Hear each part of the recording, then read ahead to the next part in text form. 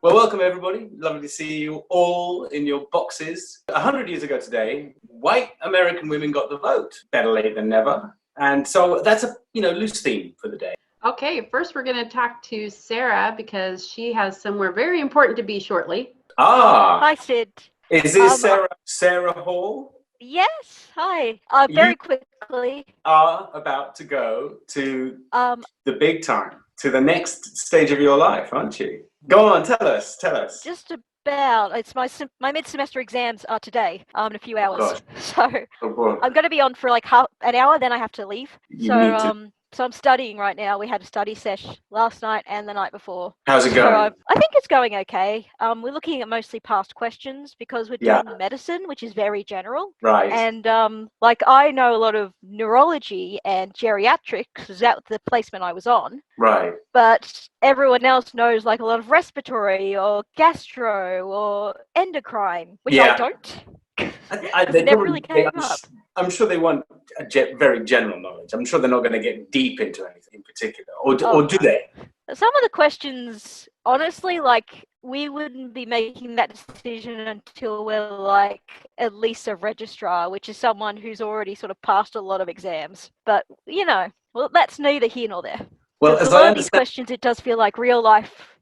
Yes, I'm sure it is. Too. I mean, but I understand it.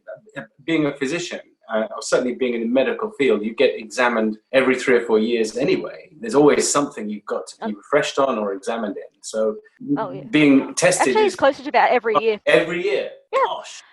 Especially if you're a general practitioner in Australia, you have to do at least a yearly exam to keep your prescription privileges. Oh my gosh, what a drag.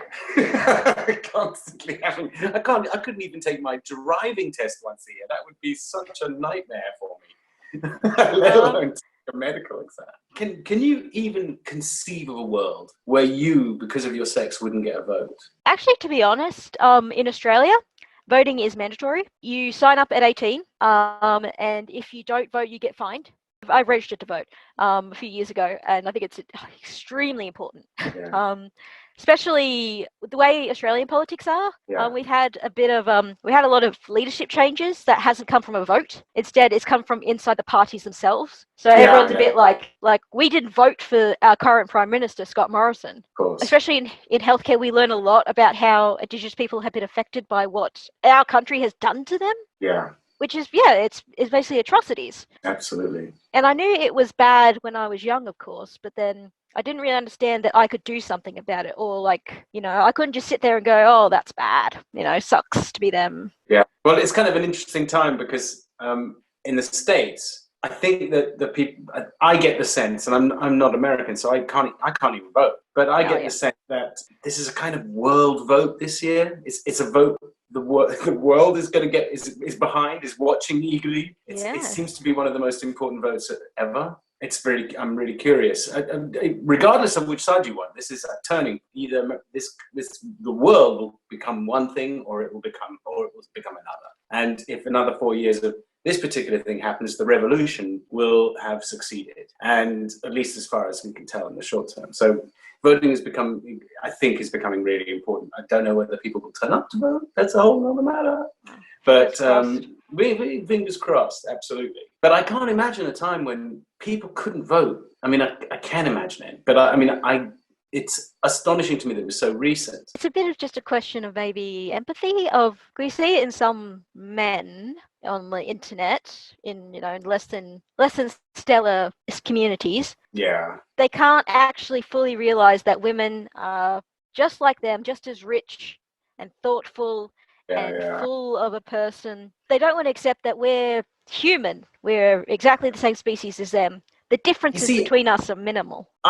Absolutely. But I think that there's something else is at play here, something quite sinister, I think, is at play here.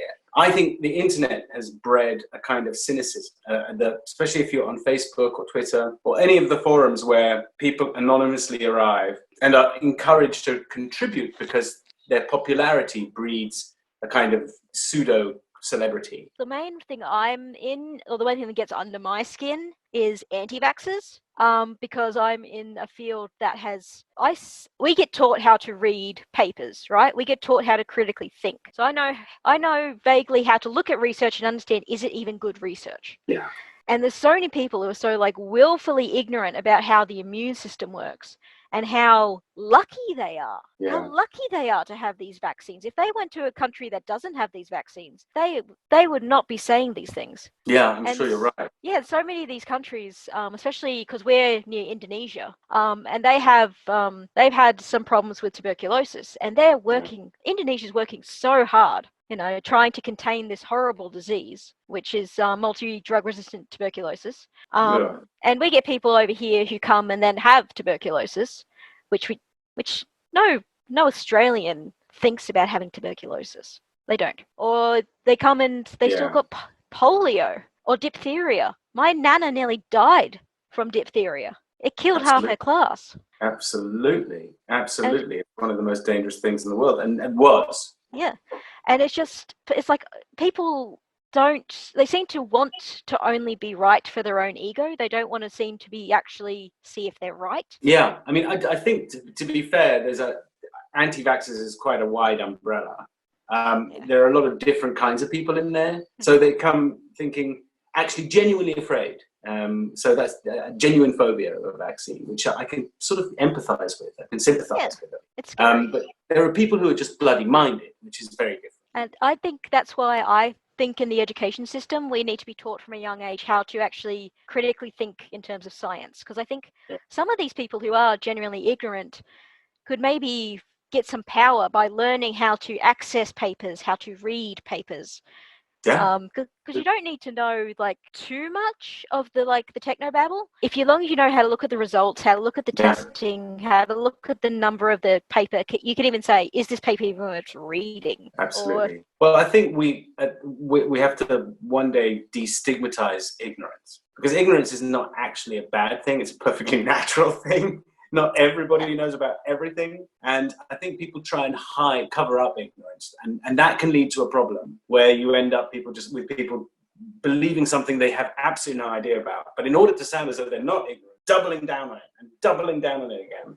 And that's, so maybe just destigmatizing ignorance is a good first step towards getting everybody to pick up on certain things that general population need to understand. But it's been lovely talking to you again, Sarah. Good luck with the exam today. Thank you. Kick all kinds of ass, as I used to say all the time. That's really cool. Thank you so much. Take good care. Okay, we're going to go to Don Gamble. Hello. Don, hi. Hi. All your very cool prop work in the background looks awesome. Yes, that's 3D printed stuff. That's amazing. And that it's all lit up and practical is fantastic. Yeah, they're Bluetooth controlled lighting in there, so I can control it from my phone and change the colors. And do you make that? Do you make them? I designed and printed the warp core myself. It's based off the next generation warp core. So I did it on a computer program, designed it up, figured out how I was going to put it all together, what I was going to put in, and I printed it out. It took weeks. It took weeks. I put it all together. Yeah, it was weeks. And then the other light next to it is a Quadria generator from Stargate SG-1, which is supposed to be my son-in-law's. It was his gift, but it messed up, and I had to bring it back and repair it. So I repaired it, and I've given it back to him yet. So yeah, I did that. Somebody else's design. I just made it for a gift for him. Both of those things actually charge cell phones. Wow. And when did you dive in and get yourself a 3D printer? Or are you in the business? Well, I thought they were nice and cool and neat, and I thought, well, they're too expensive. I don't know if I like it, so I never got one. And then I was making my Iron Man costume that I made. Halloween, I love Halloween. It's my favorite holiday of the year. So anything I can do to dress up, I'm there. But I've been watching a bunch of videos about different ones making suits out of EVA foam. So I started making an Iron Man suit out of EVA foam. I was having trouble making the gloves. Well, a friend of mine had previously bought a 3D printer, and he said, why don't you 3D print them? I'm like, I don't have one. He goes, well, I got one you can have. I'm like, okay, so. That's pretty cool. Yeah, and I live in St. Louis, and he lives in Memphis. So I drove down there to see him, brought the 3D printer back, and I made my 3D gloves for that outfit, and I'm kind of hooked. So now I have 3 of my own 3D printers, and I do all kinds of things. That is fantastic. And are they all different formats? Are they all different sizes? Why do you have to have 3? I have 3. Well, I started with, technically, okay, so he had one. It was a CR10, a Creality CR10, which is a pretty decent size printer. It's like 12 by 12 or 300 millimeters, or 400 millimeters by 400 millimeters. No, excuse me, 300 by 300 by 400. So basically 12 by 12 by 15, which you can print decent things. So he gave me his, then I got it working. He's like, well, now I'm going to have to buy one. I'm like, no, dude, you can have yours back. I'll buy my own. So I bought one. And then, of course, waiting for the one printer. So I decided, well, okay, I'm going to buy a second one so I don't have to wait so long. And then I got a third one because, That's fantastic. Yeah. That's great. And what do you strictly do your kind of own designs or designs you come off the internet, or do you do all kinds of stuff? I do all kinds of stuff. I think I get the most enjoyment out of designing my own stuff and printing it, just because I made it from start to finish. Like the sword that's up there on the wall, that's one of the things that I designed to see if I could. I printed it. Oh, wow, it worked. The other thing besides a Klingon dagger, which was from Thingiverse or something like that. How fast can you print something? How fast can you print something very simple? That's the thing. Everything takes a while. It takes a long time. So I think it's like, at a guess, I'm going to say about 45 minutes to print a 20 millimeter by a 20 millimeter cube. Let's make a plan that somebody comes up with something, and I don't want this to cost you any money. So 45 minutes is a max. But we can see what you're doing with the printer as you set it up, and you'll need some time and an idea, and you'll need to plan it. But could you print something for us live in the thing, and then at the end show it to us so we can see how that does? Because 45 minutes we've got 2 hours if we all talk about it at the beginning, but we just have to come up with something fun to print. Yeah, I can do that. That'd be great. Yeah, that'd be really great. Thank you. Well, that's a challenge. So let's talk about how you are. Much more important. Oh, I'm pretty good. I'm pretty good. But seriously, what I really want to talk, if I may, is you see a lot of people at the Comic-Cons, or people, you guys talking to the people at the fans, make everything great. The fans inspire us and stuff. I'd really like to say what you're doing with this is great. So Star Trek has apparently made a big impact on you and several others. I know, I suck with names. We'll just go with Jake Sisko. Yeah, absolutely. I go over the name and I'm on the spot. It's a difficult name. Yes, but he does a thing online, and stuff, and they're talking to people. I mean, all the independent, all the actors doing the independent films and stuff. I mean, so it ain't just us Star Trek has made a difference to. It apparently made a difference to all of you, because you're doing these things on your own to add to the content. Absolutely. And I think that's really, really cool. And I don't think people mention that, but you guys like doing all this stuff on your own just because you like the fans and the way the fans like you. It's really cool. I don't see that with anything else, really. I mean, yeah. Well, that's very kind, and I mean, we all take responsibility because we're all kind of evolving this thing together. Everybody's chipping in with something and doing something else. I mean, you probably saw those amazing people last week singing their song they wrote for just this thing. Mind blowing, really amazing. And all they needed was encouragement. So it worked out just fine. But it's been a real lesson, a real journey of discovery for me, and I've been really fascinated. But I think one of the things that is the root of this, and why this format works for me, and I hope for as many people as possible, is that I can't really live with the idea of a fan-actor relationship. That's very uncomfortable for me. I can get that. And but I can do people. So if I've got a few minutes to actually establish a connection and figure out who someone is, it doesn't feel like, and I think, if a lot of the people in the club bumped into me in the street, they probably wouldn't feel like it's a fan actor relationship. So I think they consider themselves as acquaintances, as, friends on the level. And that's really kind of more interesting to me. And goodness knows, I don't want to take away from what any of the other people are doing with the virtual cons and everything, because that's all, God's work. But it's this is actually the only way I can handle this. This is the only way that I can enjoy it, because I'm not really interested in the other thing. I'm just talking about my socks or my dog or whatever the actors talk about. But thank you for noticing, and thank you for bringing it up. but we all take blame. I wanted you all to know, I think that, like I said, that's really cool that it's made that big of impact on you all, that you actually do that. Yeah, it has. You know, you're not, most things you're not getting paid to really do. And even if you do a con or something, I don't think you guys are really get paid that much to do those. They're just a thing. But to do all these other things that I know they're not getting paid to do, it's just really cool.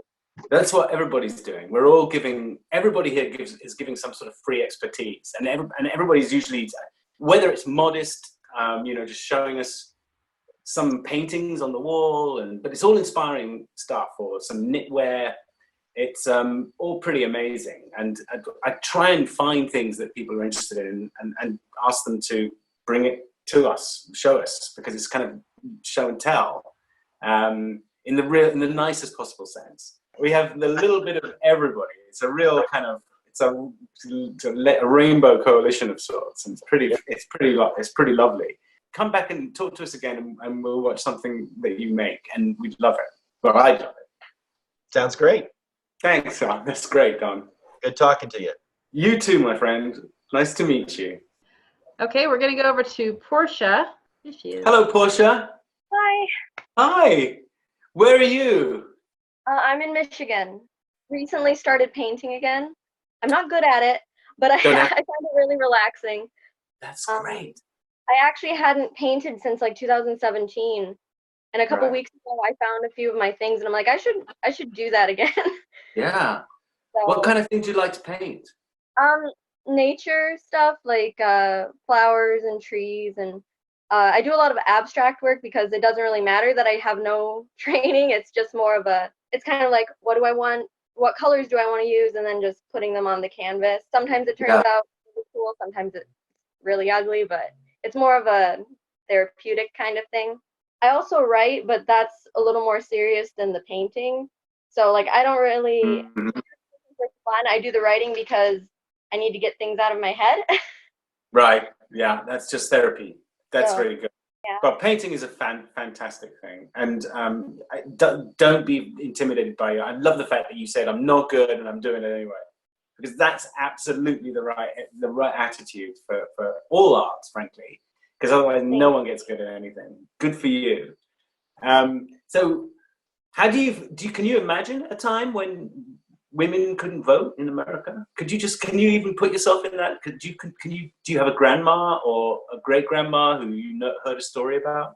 Let me put it this way. When I was very young, I watched a lot of old movies, and I wanted to be a nun when I was 4. Because we weren't Catholic, by the way, because I was convinced the alternative was getting married and becoming a housewife. Right. That's fascinating. Yeah. And I know, and as an adult, I'm like, I was a weird kid, but no, that sounds cool kid, hip kid. But yeah, so I kind of have an idea of it, and I know that my grandma, my Nana, she's not with us anymore. But I know that she was actually training to be a nurse when she was younger, and she was like one semester from graduating, and she was currently married. I mean, she was married to my grandpa, and she had difficulty conceiving, and so she was pregnant with my oldest uncle, and so she dropped out, and she never went back. Right. So I know it's not the same thing, but it's not that hard to imagine, especially when a lot of people I know don't vote. How did you find out about this place? How did you find out about this social club? What was it? I think I found out about it from the virtual Star Trek con. Oh, okay. I don't remember. I found out that from a website that does these specialized like panels. Right. So I kind of found it. Yeah. Anyway, I found it from the Star Trek. You Sherlock Holmes your way here, basically. Do you feel strongly about voting? I do. I vote, like our local elections were a couple weeks ago, and I voted. Living here, I actually live across from where I vote, so much more convenient than when I had to drive across town. Absolutely, really convenient. Yeah, so I voted at every election that we've had since then, and I've voted every election since 2012, I think. I did miss one. I did miss one because I had changed addresses, and I got sent to like 4 different voting places, and they all said I had to go somewhere else. And I couldn't find it. So I did miss one, but I try very hard to vote, like, because a lot of people only vote on the big ones. And I mean, I understand, but at the same time, I don't know, you have to pay attention to what's going on right in front of you as well as what's going on 60 miles away. Absolutely. And I think you just made a point, really good point, because we only experience the local stuff. We experience the national stuff, but it's very abstract. And there's a tax cut for the rich, but it gives the poor 25 cents on the dollar every 6 months. If you've got a good accountant, it's like, well, I don't know. My paycheck looks the same after this tax cut as it did before. I don't know whether it's good or bad. You're just telling me it's good. So we don't know about the national stage so much, except for really important things, like Supreme Court stuff. But if someone is in your local council, that's down ticket politics that will have an effect on the state, and the state will have an effect on the electoral college, and that's a big deal. That's a really big deal. So I think that makes you a model citizen. Thank you. I try. I'm going to move on to someone else, even though it's been really delightful talking to you, because we got to get people in here. Right. Lovely talking to you, Portia. Talking with you as well. Thank you. Stay safe. Thank you. Thanks, Portia. All right. Up next, we have a little art show from Jen. So I'm going to let her jump in and talk a little bit about what we're about to see. So I can put my glasses on again. Okay. Because everybody just looks like art until I had my glasses on. Oh, wow. So this is my stepsister from my wedding. She was a bridesmaid. And I did this. My husband and I got married 10 years ago this October. And the photographer took this really amazing picture of my stepsister. And I have always wanted to like recreate it. And I picked up pencils like a year ago because I wanted to try something. My main focus is acrylic paints. Right. To try something new. So I thought I'll do colored pencils. And at first it was really rubbish and I had to practice and practice and practice. And I did this one like midwinter, I think, like February-ish, before I got sick. I really went over it so many times that every little detail, Yeah. It's exquisite, Jen. It's thank exquisite you. art. It really is. It looks like you put a tremendous amount of work into it. And it's really free. It's lovely. It's really helpful for me to do art because it's kind of like a therapy. I use it for art therapy. Absolutely. We should all do it, even if we can't draw it. It's so good for us to be using this and this at the same time. And these guys to see what's going on. Yeah, and it was great hearing other people talk about art tonight. Yeah, and then this I did 2 weeks ago. This is a self-portrait from a selfie I took just using selfie angles. So it's a little... That's really, really fine art. That's a really good piece. It's a really terrific piece, a lovely portrait. Really good. Well, I'm glad you have a really positive view of yourself, because that is not, there's no sort of problem in that.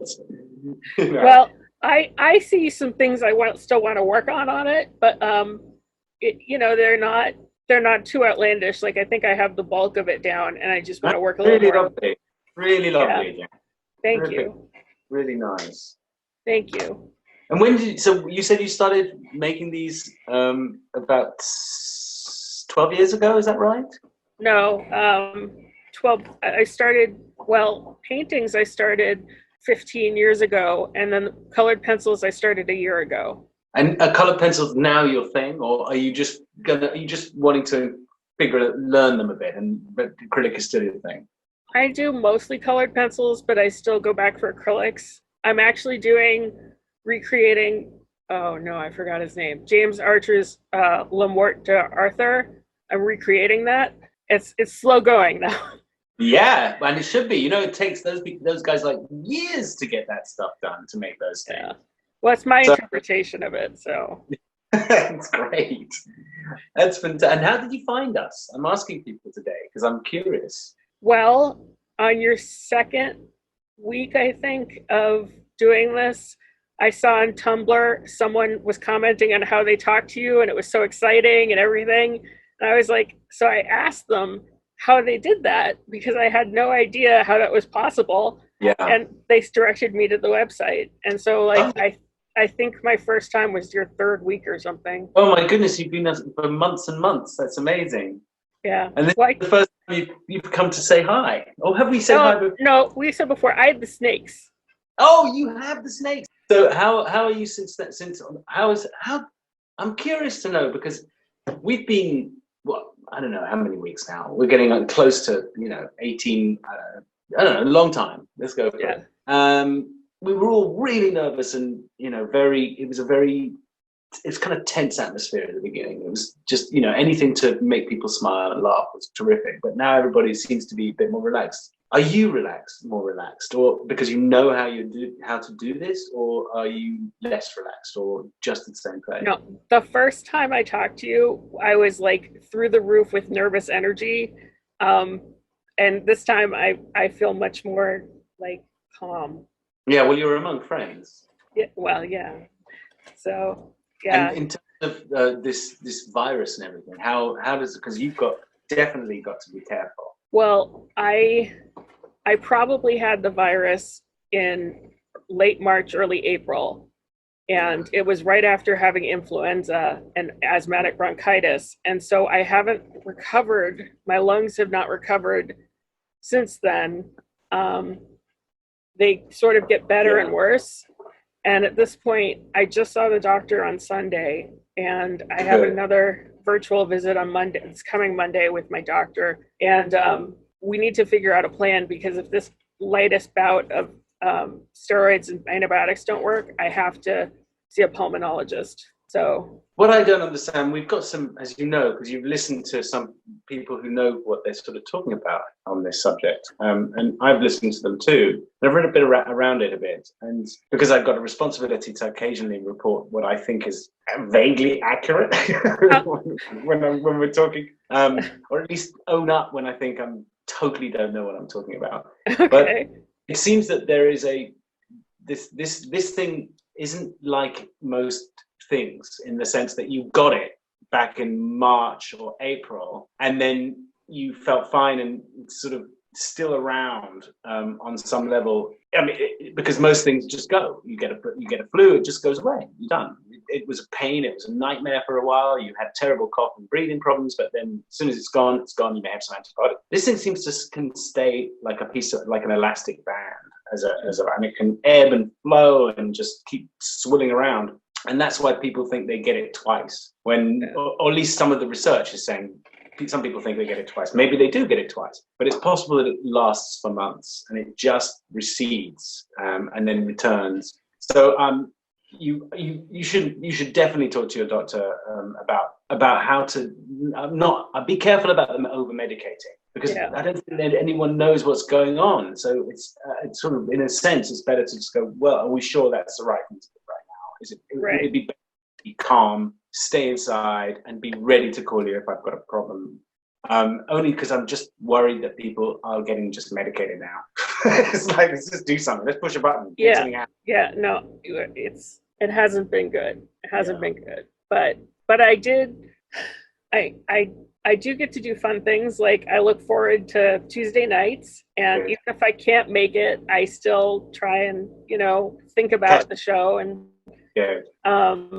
but yeah. Can you make it to Friday? Friday's hard because my husband gets home around 3, so that's the same time. That's unsociable. Yeah, so I don't want to do that. But absolutely. Were you working? Did I ask you this before? Did you have a job? I used to work. I was a buyer at a pharmaceutical company and a doctor's office, and so I know where all that money goes when you complain about your medication. I know why it costs so much. Yeah, that's really, isn't it? I would like the back end. I want to talk about that one of these days. I mean, I don't understand the first thing about how it happens, but it all seems so corrupt to me.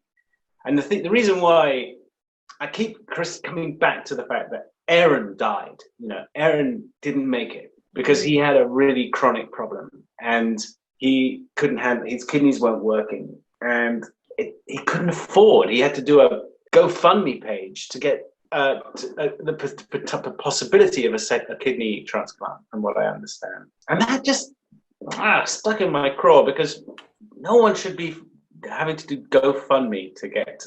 We should all be paying for everybody's medication on some level, even if it's 20 cents a month. You know, which is it seems like that's the kind of numbers we're talking about. You know, to make a real dent. It's not like $1 a week or $2 a week or something like that. No. It's just a few pennies. Yeah. And from 170 million people, that suddenly mounts up, and you can actually afford to help people like Aaron not die too early. And there's a ton of people who are in the same boat, and it just saddens me. And I don't really know what to do about it, because I'm an Englishman abroad, and I know that in England our system is screwed as well, and because we pay for everything, everybody. You know, my wife came to the UK. She got an infection. She had to go to hospital. Came out and was like, "That's going to cost a fortune." And they went, "No, it's free, and the medication. You get it all for free, because that's how we." Somewhere in the middle, there must be something good. When I was 16, I ended up in a ER in London, and it was free. So I was amazed. How are your snakes? They're good. One of them's about to shed. Why haven't we met them? Well, I was going to wear one of them, but I didn't know what time we were going, because I'd have to be first in order to wear one of them, because they wouldn't stand still for the full 2 hours. So. Well, if we guarantee you first place some week, I will wear one of them around my neck. I'd love to meet them. You don't even have to wear them around your neck. Whatever is most comfortable for them and you, but that might be around your neck. It's around my neck. I would love to meet them. That would be so cool. Okay. Well, come back with the snakes. I will. Thank you, Mel. Thank you, Sid. Thank you, Jen, for sharing your art with us. That was beautiful. Okay, we're going to Saray. I think I got that right. Saray. Yeah. Perfect. Hi, Saray. Hi. Hi. Oh my gosh, it's so cool to talk to you. Thank you. It's great to talk to you too. Where are you? I am in Oklahoma. You got good lighting. Well, thank you. I have my little bedside lamp and my overhead lamp on. That's fantastic. Thanks. Are you at college? I am actually a recent college graduate. I graduated in December. I am a theater teacher at a local high school. Oh my goodness! And is that what you graduated? Did you graduate in theater studies? Yeah, I went to college, and my degree was theater and communication education. So I can teach speech, debate, stagecraft, anything involving theater in general in that umbrella. I'm technically qualified to teach. What made you decide you wanted to do this? Well, I always wanted to be a teacher. I was one of those kids. So how did you find it? How did you? I love the fact that you wanted to be a teacher. We need lots of people like you. Yeah. So I got involved. I like musicals. That's more my area of theater that I prefer. And my high school was very small, so all we had was speech and debate. So I competed in that all through high school, and we had state champion team, the whole thing. But I got involved with onstage stuff my sophomore year, and I was like, this is so much fun. And my director, she was like, well, I went to school for theater education. I was like, you can do that?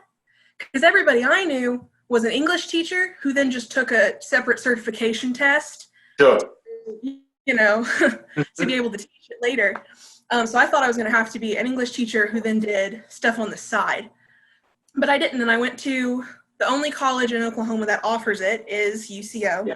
So I went there and majored in that, got my certification done in March, and here we are. And then COVID happened. So if you that first day you signed up to do theater teaching, I'd call it theater studies because that's how I would call it in England. And that day arrives when you're going to start the course. You've read about it, you've read what your modules are, what you've got kind of thing you're going to be dealing with. But then you get there that first day, and your teacher, for want of a better way of putting it says, right, this is how this is going to look, guys. This is what we're going to do. This is what you need to get to. What was that like? We don't know. How do they teach that? So the way my degree is kind of set up is you're not an education major, but you're also not a theater major. So they're not going to, it's so specific that they'll sometimes forget about you. I have always had the habit of ending up being like the misfit child. So, like Deep Space Nine is the misfit Star Trek show. Which is why it's my favorite. So, I have always had that habit of being like in the clubs and stuff that don't like fit in very well. So when they would talk to you about education stuff, it's always going to be geared toward younger age children, because a lot of those professors, that's what their experience level was with. And then they might, if you're lucky, mention secondary, which is, middle and high school. Right. And if you hold your mouth just right, they'll start talking about electives, which is so very rare. And even if they do, it's going to be music. So that's how that works. And then in theater, it was very interesting. There was a professor, she talked about acting classes, but in her acting classes with mostly education majors, she didn't approach it from, this is an actor standpoint. She would take it from, this is how you as an educator and a director need to pull these things from your students in a way that is safe and comfortable for them. It's very important, especially if you're teaching younger people to get into these places where maybe they're not super comfortable, how to do that in a way that is safe and that is still meaningful. Mm-hmm. And I actually last summer got to meet Nana, and I asked her a question, and I kind of want to ask you the same question. Sure, fire away. I asked her what she does when she works with younger actors, what she does to help them navigate more sensitive topics in a way that is safe for their mental health, because you do deal with a lot of kids who this is their outlet. This is how they go from day to day. This is where they feel the safest, is in their drama class. But sometimes if you're not being careful, it can be damaging. So I kind of want to know what your take is on what you would tell like a younger actor. Well, it's a good question. I mean, I think firstly, one of the things that I think is quite important, and one of the safe things about acting, is that you are always projecting. You are always someone else. So you're always, I don't think anyone should start out being or encouraging anyone to method act as children. Right. I think that's a really dangerous thing to do. So don't let things in. Just be a little less, not necessarily such a good actor, maybe, because you've got plenty of time to learn that. And but you're just projecting, and we know how kids love to project. And even kids who are fragile, for want of a better way of putting it, will still like the same things other kids like, and that is to dress up in crazy clothes and just march around the house singing songs and making fun of things and being other people. And funnily, they do it so purely, and they're clearly themselves. But they think they're other people. And I used to do it. I remember doing it as a kid. I remember going, I'm an airline pilot. It was like, really? Yeah. Okay, well, we'll take your word for it. So I think the important thing is choosing subjects that allow for that, allow for archetypes, not too subtle, doesn't invite things. You don't want to do things that about sort of family abuse or anything like that. Much better to do Star Trek that deals with thing that has kind of family abuse in there, but it's so outside of the reality that I don't think there's any danger of it becoming a problem. And then obviously you've got the problem of, by the time kids get to me, to be honest, they're pretty special. They've got through a big casting process, and there's only like the one major kid or two kids on the show. So they get lots of attention, and people are always around them. And they're only allowed to be on set for X amount of hours, depending on their age, and they have to go to school, and they have to do all these things. So they feel very pampered. Now, your kids are not going to be feeling that pampered. So it really is about, if you're asking because you're wanting to helping form your mind of how you would like to approach these things from an experienced actor's point of view, it's about the roles you choose, about the ideas you choose, and depending on the age of kids. What age kids are you playing with? School, so 9th through 12th grade, freshmen through seniors. Okay, so these are pretty with it kids. They know what's going on. 14 to like 18, 19. Yeah, they're right up there. Yeah, I think you can afford to be a bit more dangerous in terms of your choices, and you can afford to. But I think do it in terms of what is fantasy, what is sci-fi. Why do we do these things? Why do we enjoy these? Because it takes us away from the actuality, but it still talks about it. Does that make sense? Yeah. So the analogy is so much more interesting than the reality in many senses, because the reality just misses so often. It misses the point.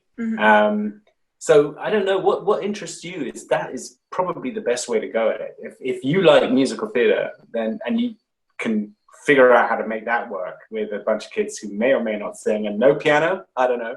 Right. You've got to work pretty hard. But you know how big musical theatre is. You know how it announces itself. I would look at things like that get that juice. And a lot of these, are the kids you work with kind of troubled in any way, or just normal kids? I technically work in what would be considered an inner city school. Yeah. So my high school is different in the fact that it has a pretty great like alumni program. Yeah. So they're very willing to help with stuff. But as far as the students, they come from all different backgrounds. There's not like one kid that's even remotely the same to another, which is true pretty much anywhere, but especially. Do you what? I'm sorry. They want to be there? Most of the time. There's always a kid that's going to end up in like the intro to drama, that first level class, because they need an arts credit. So that does happen. But for the most part, especially the ones that come back the next year, they want to be there. They're there because they enjoy it. Yeah. So. Well, you're probably doing it right. You're probably getting it right. And anything I can say may be more harmful than good, because I am not a teacher. Right. I am just an actor. And although I can give you my advice, I certainly wouldn't want to mess with your course and your structure, because you probably know about that much better than me. I just suspect that it's got to be about fun. One of the things that we had to do as young actors is learn how to trust each other without calling it a trust exercise. So if you could sneakily find a way to get people to trust each other without having trust exercises, because the minute that word comes up, people are like, no, you're not coming in. I'm not going to trust any of you guys. Why should I? Right. But you can do things to increase trust. And that's something I would look at. Because if you've got them for a year, long term, if you want to get really good work out of them, they've got to trust each other. Yeah. Thank you. I appreciate that. That's great. You're welcome. That's no problem at all. Come back. Tell me how it goes. I will. Absolutely. Good. Thank you. Thank you. Okay, our last guest tonight is Catherine. Hi, Catherine. Hi, how's it going? I'm very good indeed. How's it going? Good.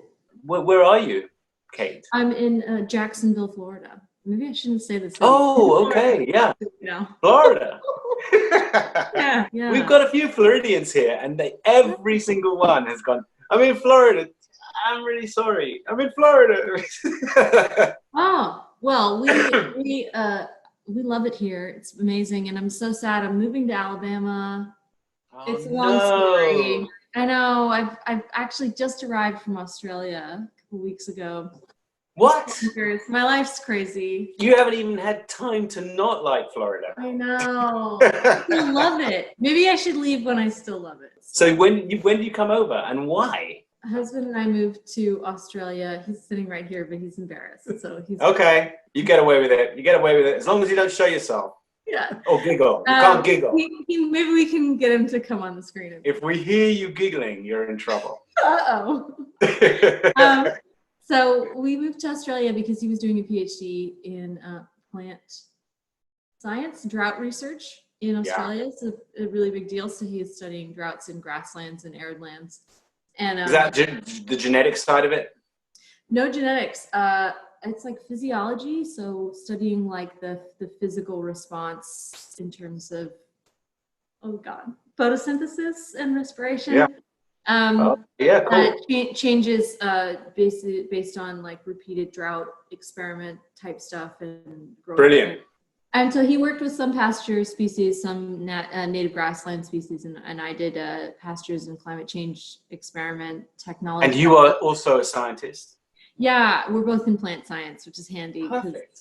When we're on vacation, we both want to nerd out about the plants, and it works out nicely that way. You both keep working. Yeah, so we're both doing science stuff in Australia, and he finished his PhD and got a postdoc in Florida, and I was accepted to a PhD program in Australia, and we both accepted like on the same day. And so he went to Florida. We've been separated for a year because I was supposed to come here on a 6-month stay abroad, and COVID happened. So how did that affect you? Because did you get all your visas and everything squared away?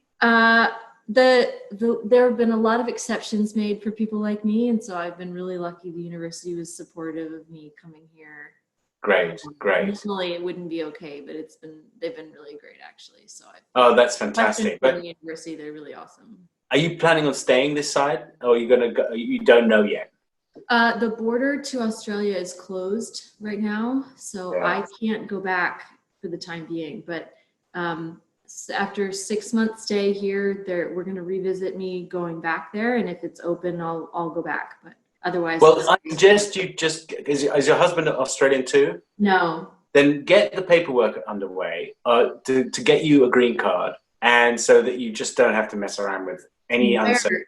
Sorry, I'm a U.S. citizen. Good. I did not know that. Yeah. Sorry, we're both Americans. Fantastic. I thought you were okay. I'm on a student visa in Australia, so I'm allowed in. It's just okay. That makes huge sense. All right, great. That good advice is useless. Okay. Sorry about that. That's okay. I was like, okay. I guessed you were from Australia. Fantastic. Yeah. We were there for 4 years. Australia. We even talked about staying. It's amazing, but beautiful country. We've got dogs, so it's complicated. Violet, come here. She's being lazy. Your whole family is too shy to come in front of a camera. I know, even the dogs. Here. The dogs are. Well, she should be shy. She's the ugliest dog I've ever seen. Oh, do you hear that? Sid, thank you. I was so looking forward to meeting you. She's beautiful. She's really beautiful. Oh, you hear that? So what do you? Obviously, you've had to shut down the shop. What are you doing? I mean, you probably keep working even when you're not working, because you guys sound like you love to do what you do, and it doesn't really matter what's happening. You will find ways to keep finding out crazy stuff about drought tolerance. Well, the reason that they were willing to let me come here is that I do modeling. So I work with already collected data, satellite data kind of stuff. So it's all remote, and I can do it on a desktop. Right. I study bushfires. So the big thing already happened, right? This last year was crazy. I think the big thing is going to happen. I mean, I'm not being alarmist, but look at the pattern, and I'm just a layman, but there's absolutely no way that it can happen again this year in Australia. We study bushfires. Like, it was so bad this last year. All the fuel burned. All the fuel's gone. Yeah.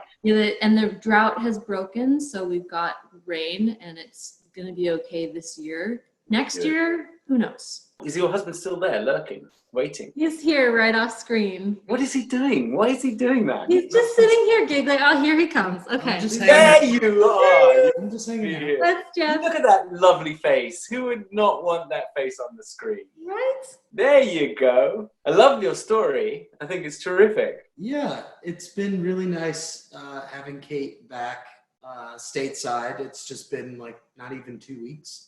Yeah. And we're moving in like 2 weeks. Yeah, it's nuts. Wow. I just don't know, I was in the lab helping him harvest plants. It was just, it's like, I don't know how you would have managed if I hadn't come here for the move. And Because it's not just like a house move. He has to move like his lab, which is equipment. That's just crazy. Plants. Do you have a hydroponic setup? Is that how you work, or have you got some other kind? We work mostly in soils, or we do things in the forest. So we take our gear out into the forest and we measure photosynthesis. The forest is staying put, though. Yeah. Taking that with him.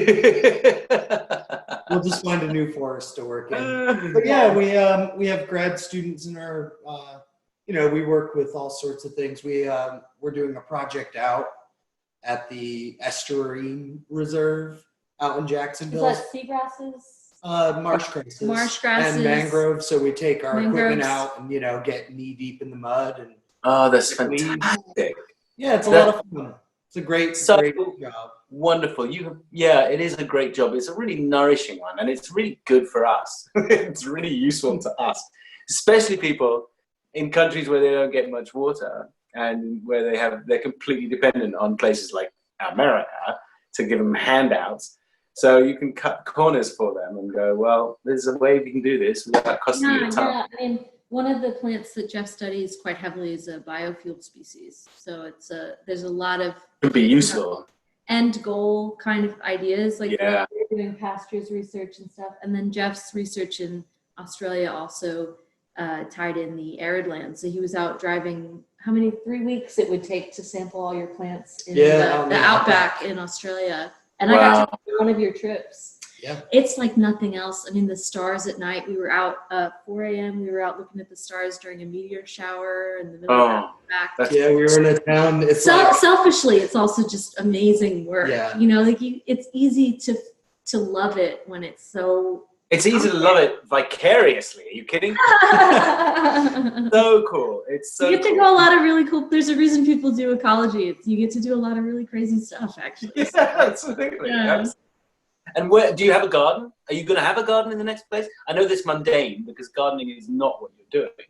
But do you have? I always gardened, and I had a community garden plot at Auburn when I was a master's student. So I think I'll probably get a community garden plot again. Because you can bring some pretty useful skills to a garden. Absolutely. Yeah. And vice versa, because you have to know how to grow plants if you want to do a glasshouse study. And you need to know what soil is. I learned that the hard way. It's hard to grow plants. I inherited a garden from my mama, and she was an amazing gardener. I mean, she was on the radio giving people gardening advice, and she had plants named after her and stuff like that. Wow. And she made this beautiful garden with species, roses and Chinese and things, and I mean, tree peonies, not just peonies, tree peonies. I mean, from all over the world, she got all these plants because her friends were plantsmen and brought them to her and said, "You should have some of this. We're giving the rest to Kew Gardens, which is our botanical garden." And so we had and then she went and popped her clogs and left me with the garden to do. And I was like, I don't garden. I can't garden. Wow. It sounds like it would be pretty complicated too. Well, 10 years later, I figured it out. I realized what every plant needed. I didn't know the name of the plant. I mean, I just went, you don't need water. You do. And I figured out too, which now I can, I love gardening. I just don't have a garden. I rent a house, so I'm not gardening it.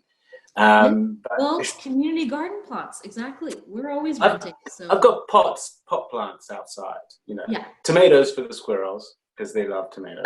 Because you don't get them yourself. We never get them. No. And watermelons, which they can't figure out how to get into. So it's kind of interesting. Oh, watermelons were great. We did watermelons in Australia. It was awesome. Thank you both for coming along. Thank you. This was awesome. Thank you. That is going to be a wrap for tonight. We appreciate you joining us.